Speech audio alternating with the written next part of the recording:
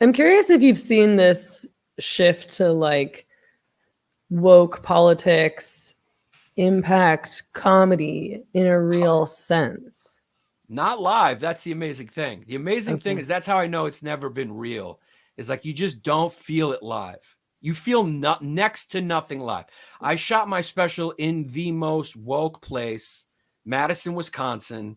Right. Why You did know, you it's choose Madison with Wisconsin, by the way? It was like I watched it recently and I was like, that's an interesting choice. I yeah, mean, you joked about it in the special, but for two reasons. Like it actually kind of ended up falling in my lap that way. I tried to shoot in San Francisco, didn't really come out that well, and I shot that for like next to nothing. I mean, it was just like one lock off shot and one guy roaming. So I shot it for like $0. But the club is incredible. It's probably the best club in the country. Comedy on State. They do okay. such a good job. The audiences are so good. They listen. They're from the northern Midwest, so they're miserable most of the year. So usually those people are great comedy fans because they need it the most because the weather sucks. But I also I also shot recorded my album at that same club. And I kind of wanted to do it for that reason because I kind of want to show that it's like, my material is very third rail. If you watch it, there's a lot of third rail topics. I'm talking about the culture. I'm talking about the zeitgeist. I'm making fun of some of the gender stuff and lampooning, a lot of what I feel like is happening right now. And I'm doing it in the belly of the beast. And comedy wins. It just wins.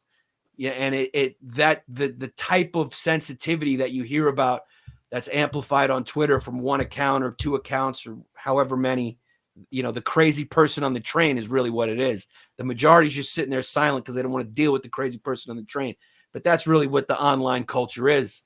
And I kind of enjoyed that that's on display during my special. It's like, there half that crowd was progressive kids, and they loved it. I mean, you could hear it in the room. So you don't feel it live. To answer your question, you just don't feel the sensitivity that you read about online live when you're doing comedy. You read about it when someone comments on it. When there's a Twitter account. I had the craziest tweet, and I posted it on my Instagram. It was the same material. I was like, this was the tour I was doing to prepare to shoot this special at some point because I knew I had to shoot it because it had pandemic material and I need to unload it. It was in Dallas. It was in Addison, and there was this girl at the show, and after the show, she tweeted and she tagged me, so she wanted me to see it, and I wish I could pull it up, but I could probably pull it up. But I mean, this is just shows you the insanity of like, and this is one person. So this is the difference between reality and like what's happening. Like the show was incredible. The audience loved it, but if people saw her tweet, they would have thought Adolf Hitler came back from the dead. And like, it's just, it had nothing to do with what happened in that room. And that she wrote this. Where the fuck is it? Here it was is. she at the show?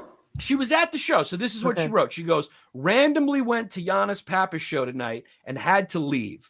He literally touched on every ism you can imagine. Kicked it off with fat phobia, added a whole segment on transphobia, ageism, threw in Islamophobia, Zionism, and good old sexism. And then he said he's progressive. Cool. I'm going like, somehow this insanity has spread from the internet to our culture at large, and it needs to be put back in the box, because if it's not, then we're in some deep trouble. But this is not a reflection of reality. I don't know what this is. I don't know what she was watching. I don't know. There's things in here I don't even like. What was the fat phobia? I'm trying to think if like the fat phobia had to be because I remember, I don't know why my light keeps going out, but The fat phobia was, I said, people in Texas, they're fat, so they're big. So I think a riff I had up top was I was a little late to this show because I got caught in some traffic on the stairs. I said there was a couple of trucks in front, I was basically, and it was kind of true. What I was saying was true. And when you say it's not based in reality, that's the funny thing. Comedy, we sugarcoat reality. We make jokes about what we see. We all accept it. We all laugh at it. It's this way that we can express our humanity, and we can say to each other, man, we're all floating on this ball in the middle of nothing, and it's hard, and there's death, and there's disease, and we all fuck up. We're all hypocrites. We all got egos, and it's just this thing where you're supposed to make fun of everyone and everything, including yourself, to remind us all of our humanity and that we have it in common. And here she is, interpreting it as the opposite of that. It's not like, I wasn't going like fat people should die. That would be fat phobia if I said, you know what, I hate fat people, they should die, and I meant it literally, right? But I'm saying I got caught in the stairs, and I'm telling a joke about what happened. And I did get caught in the stairs, and it did take me longer to get to the show because there's people in front of me who needed to take their time to get up the stairs, because if they didn't, they might have a heart attack. And that's Texas. That's true of Texas, but it's true of America in general, because I'm from Vancouver, and so every time I don't live in Canada anymore. I ran away to Mexico, but every time I would go to the States, and Vancouver is like a super healthy place. But I would go to the States and be like, Jesus Christ, there's so many fat people here, because America has really bad eating habits. Like, it's just true. Not only is there so much access to fast food and junk food, and it's been normalized to, drink soda instead of water, but the portions are so much bigger. Like, it's very obvious if you go somewhere like Vegas. But again, coming from Vancouver to many different American states, you're like, is this what a human in America eats? Because this is 4 times as much as I would ever need to or want to eat in one sitting. So it's not weird that people, there is an obesity problem in America. It's not offensive to say that. It's true. Yeah, it is true. It is true. And that's the thing. People are having a hard time with the truth. But again, I even catch myself there. It's like, it's not people having a hard time. It's this one girl having a hard time. The rest of the crowd knew exactly what I was talking about. Even fat people in the crowd were laughing, I'm sure, because I was in Texas. So I bet you half the crowd was fat. So, they're like, we are fat. Yeah. So I mean, it sounds like she didn't know, she wasn't familiar with your comedy, and she'd probably never seen you before. I mean, who can say? Yeah. Even still, what would be more honest to just leave, or just not like the show, like what are you trying to accomplish by tagging me and putting on Twitter? Like, let's really analyze, like, psychologically, what are you trying to do there? You obviously want me to see it. You want there to be some sort of confrontation. You want some negative consequences for me. You want to be seen. You want to be heard. So like, what is she really trying to accomplish by tagging me in that? Like, that's what I look at. I'm going like, was that for me? Is she trying to teach me a lesson? Does she really care that much about society? Or is it somehow feeding her narcissism to, have her ideas out there? Maybe she's someone who would rather be an actress or a journalist or something else. It's like the same thing. To me, it's a cousin to the psychology of a lot of these mass murderers who you can obviously tell they want the attention. They just don't want to put the work in to get positive attention. Because somehow in our culture, that's equals success, attention. You see you see all these people famous, especially now, and you go, what do they do? It's like, well, I don't know. The Kardashians they fuck some guys and they make perfume. I don't know what they do, but they're rich and they're famous.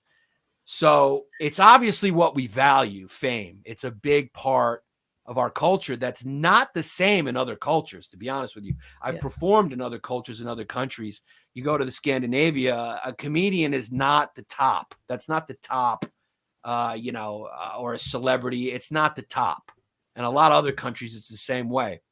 But here, it's like we're such fame whores that I think a lot of times people who don't want to put the work in or just see other people getting famous without any talent get frustrated and they lash out and to get attention. And they go, I'm going to either throw this tweet up there or I'm going to shoot up a school. Either way, I'm going to get remembered. Obviously, there's the wide gap between those two extremes, but I think the anatomy, not to fucking say that word over and over again, but the tenets of it underneath it, it's a narcissistic play.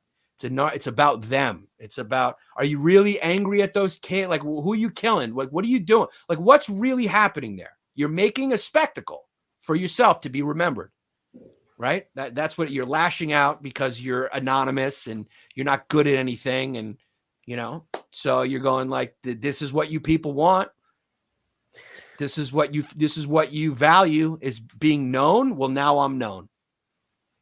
Yeah. I mean, I'm always trying to figure out the motivation for that kind of behavior also. And there's probably more than one thing. Like sometimes I think it's that, somebody's angry and they feel powerless. And so they just want to like put their anger somewhere. Like maybe she was at your show and she did feel like triggered or angry by something. And she was like, this is the only way I can figure out how to do something about it because I'm immature and I don't know how to cope with my bad feelings and I don't know how to analyze why I'm feeling triggered by this or whatever. But I think that more commonly it's what you're talking about where, I think people feel entitled. Like I think people feel entitled to like a platform and entitled to fame in our culture in any case. And so when they see somebody else, it's like this person has a platform or this person is a successful comedian or a successful writer or a successful influencer or a successful porn star, whatever it is they're aiming for, a successful actress. And they're like, what does this person have that I don't have? I should have that also. And they try to tear them down through these tweet attacks. Yeah. Especially since people got a lot of time on their hands now. I mean, you cannot overemphasize that playing a role. It's like people just have free time. They go to get their liberal arts degree and, they don't have to work 12 hours a day and they got plenty of time to focus on leisurely stuff and offense, which if you think about it is the ultimate privilege to just sit around and just be offended. It's just such a, such a privilege. I mean, you in countries where there's wars going on or there's like a real supply chain problem or, a famine or crops are drying up. Nobody's sitting around going, what did you say, man? That's not right. Scrolling through Twitter and screenshotting wait it. a second, dude. Did you just call that group? That's not the proper nomenclature. That's You're not supposed to say tard anymore. Yeah, nobody's really doing that. So it is really the ultimate privilege, which is the irony of it all, is that it truly is the ultimate privilege to get offended, especially by comedy, especially in a comedy club where that's what you're signing up for irony. That's what you're signing up for. Like you're not going to listen to a speech. Like it clearly, people are laughing. So the thing about her tweet was it's so inaccurate. What she should have tweeted was like, I'm angry people were enjoying that so much. She put it all on me. It's like the whole crowd was laughing. If someone reads that tweet, you're going like, what show were you at? He wasn't performing. That's what the narcissism comes in. You didn't like it, but guess what? Apparently he wasn't doing that show for you because you weren't laughing, but the whole rest of the crowd was. I remember that weekend. I remember all those shows. It was like you could hear it. So that's the thing where the boldness, the actual boldness of the circumvention of reality, they've gotten so bold now. For her to tweet that, the boldness of that tweet is actually kind of like shocking.